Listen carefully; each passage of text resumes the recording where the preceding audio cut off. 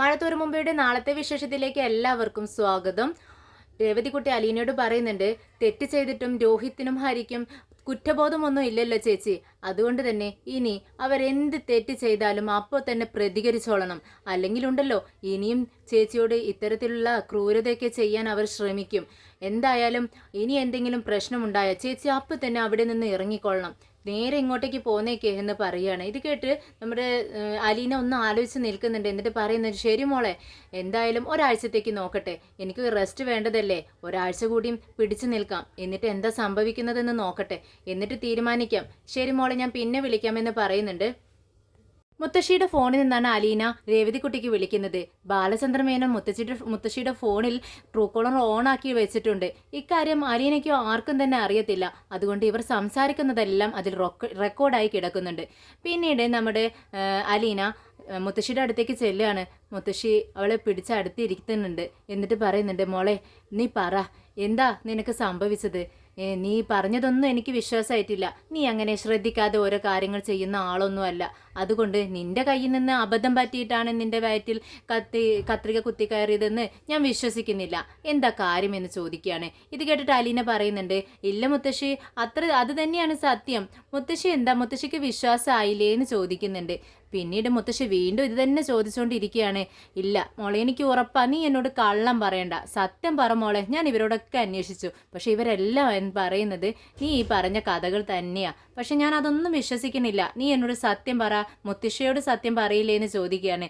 അങ്ങനെ അലീന പറയുന്നുണ്ട്, മുത്തശ്ശി ആരോടും പറയരുത്, ഞാൻ കാര്യം പറയാം. ഞാൻ മനുവേട്ടനോടും പറഞ്ഞിട്ടുണ്ടായിരുന്നു, പിന്നെ മുത്തശ്ശിയോടും സത്യം പറയാട്ടോ, വേറെ ആരോടും ഞാൻ പറഞ്ഞിട്ടില്ല. മുത്തശ്ശിക്കറിയോ, അന്ന് നമ്മുടെ രോഹിത്ത് നാരങ്ങ വെള്ളം വേണം പറഞ്ഞ് റൂമിലേക്ക് എന്നെ വിളിപ്പിച്ചു. വെള്ളം കൊണ്ട് ചെന്നപ്പോൾ അവിടെ നമ്മുടെ ഹരിയും ഒളിപ്പിച്ചിരിപ്പുണ്ടായിരുന്നു. ഞാൻ കണ്ടിട്ടില്ല മുത്തശ്ശി, അവൻ എപ്പോൾ വന്നെന്ന് എനിക്ക് അറിയില്ല. ഞാൻ ഞെട്ടിപ്പോയി അവനെ കണ്ടപ്പോൾ. പിന്നെ അവരാ വെള്ളത്തിലുണ്ടല്ലോ മയക്കുമരുന്ന് കലക്കി എനിക്ക് തന്നു തോന്നുന്നു. പിന്നീട് ഡോക്ടർ അങ്ങനെ പറയുന്നത് കേട്ടു മുത്തശ്ശി, എന്തോ മയക്കുമരുന്ന് കുടിച്ചത് കൊണ്ടാണ് ഞാനിങ്ങനെ ബോധമില്ലാതായി പോയിന്ന്. പിന്നീട് അവരെന്നെ ആക്രമിക്കാൻ വേണ്ടി വന്നു മുത്തശ്ശി. അവരുടെ കയ്യിൽ നിന്ന് രക്ഷപ്പെടാൻ വേണ്ടിയാണ്, എൻ്റെ മാനം രക്ഷിക്കാൻ വേണ്ടിയാണ് അവിടെ ഇരുന്ന കത്രിക എടുത്ത് ഞാൻ സ്വയം എന്നെ കുത്തിയത്. അല്ലാതെ ഒരു മാർഗവും എനിക്കുണ്ടായിരുന്നില്ല. അതുകൊണ്ടാണ് ഞാനിപ്പോൾ മുത്തശ്ശിയുടെ മുന്നിൽ ഈ എൻ്റെ മാനത്തോടു കൂടി ഞാനിങ്ങനെ നിൽക്കുന്നത്. അവരല്ലെങ്കിൽ എന്നെ പിച്ച് ചീന്തിയേനെ എന്ന് പറയൂ കേട്ടോ. ഇത് കേട്ടിട്ട് മുത്തശ്ശിക്ക് ആകെ വിറയൽ വരുവാണ്. തൻ്റെ പേരക്കുട്ടികളെ ഇങ്ങനെയൊരു കാര്യം ഈ കുട്ടിയോട് ചെയ്തല്ലോ എന്നുള്ള സങ്കടത്തോടു കൂടി, വളരെ വിഷമത്തോടു കൂടി, എന്താ മോളെ എനിക്ക് വിശ്വസിക്കാൻ പറ്റുന്നില്ല. നമ്മുടെ ഹരിയും രോഹിത്തും, ഹരി ഒരു കൊള്ളരുതാത്തവനാണെന്ന് എനിക്ക് പണ്ടേ അറിയാം. അവൻ്റെ കയ്യിൽ എന്തൊക്കെയോ തരികിട ഉണ്ടെന്ന് എനിക്കറിയാം. പക്ഷെ രോഹിത്ത് ഇങ്ങനെ ചെയ്യുന്ന എനിക്ക് ഒട്ടും വിശ്വസിക്കാൻ പറ്റുന്നില്ല എന്ന് പറയാണ്. പക്ഷെ അലീന പറയുന്നുണ്ട്, മുത്തശ്ശി വിശ്വസിച്ചേ പറ്റൂ, ഞാൻ സത്യം പറയുന്നത്. ഞാൻ മനുവേട്ടനോടും ഇക്കാര്യം പറഞ്ഞു, പക്ഷേ മനുവേട്ടനും വിശ്വസിക്കാൻ പറ്റുന്നില്ല. മനുവേട്ടൻ ആകെ സങ്കടത്തിലായി പോയി. മനുവേട്ടൻ ഹരിക്കിട്ട് നല്ല കൊടുത്തിട്ടുണ്ട് കേട്ടോ. എന്നാൽ മുത്തശ്ശി പറയുന്നുണ്ട്, മോളെ എന്നിട്ട് നീ എന്താ ഇക്കാര്യം പോലീസിൽ പറയാതിരുന്നത്? ഇത് കേട്ട് അലീന പറയുന്നുണ്ട്, പോലീസിൽ പറഞ്ഞാൽ നമ്മുടെ സാറും ബൈജയന്തിയും മേഡം ഒക്കെ ഒരുപാട് വിഷമിക്കില്ലേ, ആ വിഷമം കാണാൻ വയ്യാത്തത് കൊണ്ടാണ് ഞാൻ പറയാതിരുന്നത്. പിന്നെ ഇവരൊക്കെ സ്കൂളിൽ പഠിക്കുന്ന കുട്ടികളല്ലേ മുത്തശ്ശി, സ്കൂളിൽ പോകാൻ ഇവർക്ക് പറ്റുമോ? ഇല്ല. ജയിലിലൊക്കെ ആയ നമ്മുടെ കൃഷ്ണമോൾക്കും ബബിതമോൾക്കും ഒക്കെ നാണക്കേടല്ലേ, അതുകൊണ്ടാണ് അവരുടെ ഭാവി നശിക്കത്തില്ലേ, അത് ആലോചിച്ചിട്ടാണ് ഞാൻ അങ്ങനെ പോലീസിൽ കംപ്ലൈൻറ്റ് ചെയ്യാതിരുന്നത്. എൻ്റെ പൊന്നു മോളെ, നിൻ്റെ ഈ നല്ല മനസ്സ് അവൾക്ക് അറിയുന്നില്ലല്ലോ. ആ വൈജ അവൾ ഇപ്പോഴും നിന്നെ ദ്രോഹിച്ചുകൊണ്ടിരിക്കുകയല്ലേ, നിന്നെ കുറ്റപ്പെടുത്തിക്കൊണ്ടിരിക്കുകയല്ലേ. നീ സത്യത്തിൽ അവളെ ഇത് അറിയിക്കുക വേണ്ടത്, എന്നാലാണ് അവളൊരു പാഠം പഠിക്കത്തുള്ളൂ എന്ന് പറയുന്നുണ്ട്. വേണ്ട മുത്തശ്ശി, വേണ്ട. ഞാൻ അവരെയെല്ലാം എൻ്റെ സ്വന്തം അമ്മയും അച്ഛനെയും എൻ്റെ കൂടപ്പിറപ്പുകളെയും പോലെയാണ് കാണുന്നത്. അതുകൊണ്ട് അവർ വേദനിക്കുന്നത് കാണാൻ എനിക്ക് പറ്റില്ല. അതുകൊണ്ട് ആരും ഇപ്പോൾ അറിയണ്ട, സമയമാവുമ്പോൾ നമുക്ക് പറയാം എന്ന് പറയുന്നുണ്ട് അലീന. പിന്നീട് രാത്രി എല്ലാവരും ഉറങ്ങിയതിന് ശേഷം അലീന മുത്തശ്ശിയുടെ ഫോൺ എടുത്ത് രോഹിത്തിനെ വിളിക്കുകയാണ്. അറിയാത്തൊരു നമ്പർ നിന്നാണ് കോള് വരുന്നത്. ഒരു നിമിഷം രോഹിത്ത് ആലോചിക്കുന്നുണ്ട്, ഇതാരായിരിക്കും. പെട്ടെന്ന് ഫോൺ എടുക്കുന്നുണ്ട്. അലീനയുടെ ഫോൺ സൗണ്ട് കേട്ടതും ഫോൺ അങ്ങ് കട്ടാക്കുവാണ്. പിന്നീട് അലീന വീണ്ടും വിളിക്കുകയാണ്. അപ്പോൾ രോഹിത്ത് വിളിക്കുന്നുണ്ട്, എന്താടി രോഹിത്തെ, ഇത് ഞാനാണ് അലീന, നീ ഫോൺ കട്ട് ചെയ്യരുത്. ഫോൺ കട്ട് ചെയ്താൽ ഞാൻ നിൻ്റെ അച്ഛനെ വിളിച്ചോണ്ട് നിൻ്റെ റൂമിൽ വരും. ഇത് കേട്ടതും രോഹിത് ചോദിക്കുന്നുണ്ട്, എന്തിനാടി നീ എന്നെ വിളിക്കുന്നത്? അതൊക്കെ എനിക്ക് നിന്നോടൊരു കാര്യം പറയാനുണ്ട്. നീ പോടി, വെച്ചിട്ട് പോടി. നീ അച്ഛനെ വിളിച്ചിട്ട് വരുമെങ്കിൽ വാടി എന്ന് വിളിക്കുകയാണ്. ഇത് കേട്ടിട്ട് നമ്മുടെ അലീന പറയുന്നുണ്ട്, രോഹിത്തെ, നിനക്കെന്നെ അറിയാലോ, അച്ഛനെ വിളിച്ചിട്ട് വരുമെന്ന് പറഞ്ഞാൽ ഈ അലീന വിളിച്ചിട്ട് വന്നിരിക്കും. ഇത് കേട്ടിട്ട് രോഹിത് ഒന്ന് പതറുന്നുണ്ട്. പിന്നീട് ഫോൺ കട്ട് ചെയ്യുന്നില്ല, മിണ്ടാതെ ഇരിക്കുവാണ്. അപ്പോൾ അലീന പറയുന്നുണ്ട്, നീ എന്താ വിചാരിച്ച രോഹിത്തെ? നിങ്ങളെ രണ്ടുപേരും പേടിച്ചിട്ടാണ് ഞാൻ പോലീസിൽ കംപ്ലൈൻറ്റ് ചെയ്യാതിരുന്നതെന്നോ? അതുകൊണ്ടൊന്നുമല്ല, നിൻ്റെ അച്ഛനെയും അമ്മയും കൂടപ്പിറപ്പുകളെയും ആലോചിച്ചിട്ടാണ് ഞാൻ ആ കംപ്ലൈൻറ്റ് ചെയ്യാതിരുന്നത്. ഇനിയും എനിക്കതിന് പറ്റും കേട്ടോ. നിൻ്റെ അച്ഛനോടും അമ്മയോടും കൂടപ്പിറപ്പുകളോടും പോരാത്തതിന് പോലീസിൽ വേണമെങ്കിലും എനിക്ക് ഇനിയും കംപ്ലൈൻറ്റ് ചെയ്യാം. നീ അത് ആലോചിച്ചോളണം. നീ മേലാൽ ഇത്തരത്തിൽ മോശമായി എന്നോട് പെരുമാറിയാൽ സത്യമായിട്ട് ഞാൻ എല്ലാവരെയും ഈ വിവരങ്ങളെല്ലാം അറിയിക്കും. അതുകൊണ്ട് എന്നോട് ഇനി മാന്യമായി മാത്രം പെരുമാറുക. പിന്നെ ഹരിയുണ്ടല്ലോ, അവനാ നിന്നെ കേടുവരുത്തുന്നത്. അവൻ്റെ കൂട്ടുകെട്ടിൽ നിന്ന് നീ പെട്ടെന്ന് പിന്മാറുന്നതാ നല്ലത് രോഹിത്തെ. ഇല്ലെങ്കിൽ ആകെ വഷളാവും സിറ്റുവേഷൻസൊക്കെ. പിന്നെ ഞാനിപ്പോൾ എന്തിനാ വിളിച്ചെന്ന് വെച്ചാൽ, എൻ്റെ ഫോൺ എവിടെ? ഞാൻ വന്ന് നോക്കുന്ന സമയത്ത് ഇവിടെ എൻ്റെ ഫോണില്ല. എനിക്കറിയാം അത് നിങ്ങൾ എന്തോ ചെയ്തിരിക്കുന്നു. എന്ത് ചെയ്താലും വേണ്ടില്ല, എനിക്ക് എൻ്റെ ഫോൺ തിരിച്ച് കിട്ടിയിരിക്കണം. അങ്ങനെ അലീന ഒരു ഡെഡ് ലൈൻ വയ്ക്കുകയാണ്. രോഹിത്തിന് പറഞ്ഞ സമയത്തിനുള്ളിൽ ഫോൺ തിരിച്ചു കിട്ടിയിരിക്കണം, അല്ലെങ്കിൽ അലീന എന്ത് ചെയ്യുമെന്ന് അവനോട് പറയുന്നുണ്ട്. ഇത് കേട്ടിട്ട് ആകെ വിറച്ചിരിക്കട്ടെ, ഫോൺ അങ്ങ് കട്ടാക്കുന്നുണ്ട്. ഇക്കാര്യം പറഞ്ഞ് പെട്ടെന്ന് അലീന ഫോൺ അങ്ങ് കട്ട് ചെയ്യുകയാണ്. എന്നാൽ അലീന ഈ പറഞ്ഞ വാക്കൊക്കെ കേട്ടിട്ട് രോഹിത് തലങ്ങും വിലങ്ങും റൂമിൽ അങ്ങനെ ഭ്രാന്ത് പിടിച്ച പോലെ നടക്കുവാണ്. ഇവളെ ഇനി അച്ഛനെ എങ്ങാനും വിവരം അറിയിക്കുമോ? അവളുടെ വീട്ടിലെന്ന രോഹിത്തിൻ്റെ വീട്ടിൽ കാര്യം അറിഞ്ഞെന്നറിയാം. രോഹിത്ത് ഹരിയുടെ വീട്ടിൽ കമലയും ഹരിയും എല്ലാവരും അറിഞ്ഞെന്നറിയാം. പക്ഷേ കമല അറിഞ്ഞിട്ട് അമ്മയോട് പറയാതിരിക്കാൻ വേണ്ടി ഹരി പറഞ്ഞു വെച്ചിരിക്കുകയാണെന്നല്ല പറഞ്ഞിരിക്കുന്നത്. ഇനിയിപ്പോൾ ഇവിടെ വീട്ടിൽ അവൻ്റെ അമ്മയും അച്ഛനും അറിഞ്ഞാൽ എന്ത് സംഭവിക്കുമെന്ന് പേടിച്ചിരിക്കുകയാണ് നമ്മുടെ രോഹിത്ത്. പെട്ടെന്ന് ഹരിക്ക് വിളിക്കുന്നുണ്ട്. എടാ ഹരി, നീ അറിഞ്ഞോ എന്ന് ചോദിക്കുകയാണ്. എന്താടാ? എടാ ആകെ പ്രശ്നമായി. അലീന എനിക്ക് വിളിച്ചിട്ടുണ്ടായിരുന്നു. അലീന നിനക്ക് വിളിക്കേ? അതിന് അവളെവിടെയും പോയിട്ടില്ല, അവൾ നിൻ്റെ റൂമിൽ തന്നെ വീട്ടിൽ തന്നെ ഇല്ലടാന്ന് ചോദിക്കുക. എൻ്റെ വീട്ടിലൊക്കെ ഉണ്ട്, പക്ഷേ മുത്തശ്ശിയുടെ ഫോണിലാന്ന് പോലും അവൾ വിളിച്ചിരിക്കുന്നു. മുത്തശ്ശിയുടെ ഫോണ് നമ്മുടെ മനുവേട്ടൻ വാങ്ങിച്ചു കൊടുത്തിട്ടുണ്ട് ഒരു ഫോണ്, അതിൽ നിന്നായിരിക്കും അവൾ വിളിച്ചിരിക്കുന്നത്. എന്നിട്ട് അവളെന്നെ വിളിച്ചിരിക്കുകയാണ്, എന്നെ താക്കീത് ചെയ്തിരിക്കുകയാണ്. എന്താണെന്നറിയാടാ, ആ ഫോണുണ്ടല്ലോ, നമ്മൾ കുളത്തിൽ എറിഞ്ഞു കളഞ്ഞ ആ ഫോൺ അവൾക്ക് വേണമെന്ന് പറയുന്നു. ഇനി എന്താടാ ചെയ്യുക? നമ്മളത് എങ്ങനെ തിരിച്ചെടുത്ത് കൊടുക്കുമെന്ന് ചോദിക്കുന്നുണ്ട്. എന്നാൽ രോഹിത്തിൻ്റെ വെപ്രാളവും വിറയലും ഒക്കെ കണ്ടിട്ട് നമ്മുടെ ഹരി ചോദിക്കുന്നുണ്ട്, എടാ നീ എന്തിനാടാ പേടിക്കുന്നത്? നീ എന്തിനാ അവളെ ഇങ്ങനെ പേടിക്കുന്നത്? നീ നിൻ്റെ വീട്ടിലല്ലാണ്ട് ധൈര്യത്തോടെ നിൽക്കടാ എന്ന് പറയുന്നുണ്ട്. ഇത് കേട്ടതും രോഹിത് പറയുന്നുണ്ട്, ദേ നിനക്കിങ്ങനെ പറഞ്ഞാൽ മതി, അവൾ എൻ്റെ കണ്ണിൻ്റെ മുന്നിലല്ലേ ജീവിക്കുന്നത്, എന്നെ ഭീഷണിപ്പെടുത്തുന്നു. എടാ ഹരി, ഇതിന് എന്തെങ്കിലും ഒരു സൊല്യൂഷൻ കാണണം, പെട്ടെന്ന് തന്നെ.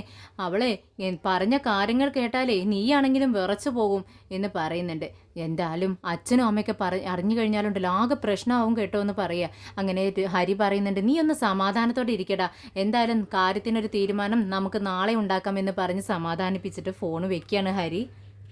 അങ്ങനെ അലീന വീട്ടിലെത്തിയത് അറിഞ്ഞിട്ട് പിറ്റേന്ന് തന്നെ നമ്മുടെ മനു വീട്ടിലേക്ക് വരുവാണ്. മനു വന്നതും മുത്തശ്ശിയുടെ അടുത്ത് ചെല്ലുന്നുണ്ട്. മനുവിനെ കണ്ടത് മുത്തശ്ശിക്ക് സങ്കടമാവുക കേട്ടോ. എന്നിട്ട് മനുവിൻ്റെ കൈ പിടിച്ചിട്ട് മുത്തശ്ശി ഇങ്ങനെ പറയുന്നുണ്ട്, എടാ മോനെ, അലീനയുടെ കാര്യമൊക്കെ ഞാൻ അറിഞ്ഞു. എന്ത് പിള്ളേരാടാ ഇവർ, ഒരു മര്യാദയും സ്നേഹവും ഒരു അലിവും ഒന്നും ഇല്ലാത്ത പിള്ളേരായിപ്പോയല്ലോ. ഇവരെങ്ങനെയാടാ ഇങ്ങനെ ആയത്? നീ എത്ര നല്ല സ്വഭാവമാണ് നിൻ്റേത്, പക്ഷേ ഈ ഹരി എന്താടാ ഇങ്ങനെ ആയിപ്പോയത്? അവൻ നിന്നെപ്പോലെ തന്നെ അല്ലല്ലോ എന്നൊക്കെ പറയാണ്.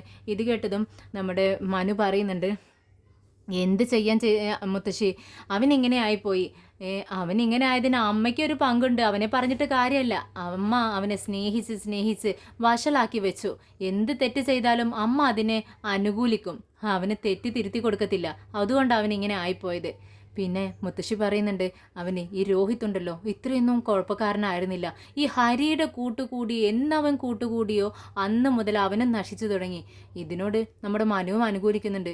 ആ മുത്തശ്ശി പറഞ്ഞത് ശരിയാ, ഹരിയുടെ കൂട്ടുകെട്ട രോഹിത്തിനെ ഇങ്ങനെ ആക്കുന്നത്. എന്തായാലും അവരെ നന്നാക്കിയിരിക്കണം, അല്ലാതെ പറ്റത്തില്ലല്ലോ. ഇനി അവർ അലീനയോട് ഒരിക്കലും ഇങ്ങനെ പെരുമാറരുത്. അതിന് ഹരിക്കിട്ട് ഞാൻ കൊടുത്തിട്ടുണ്ട്. ഇനി രോഹിത്തിനുള്ള ഊഴമാണ്.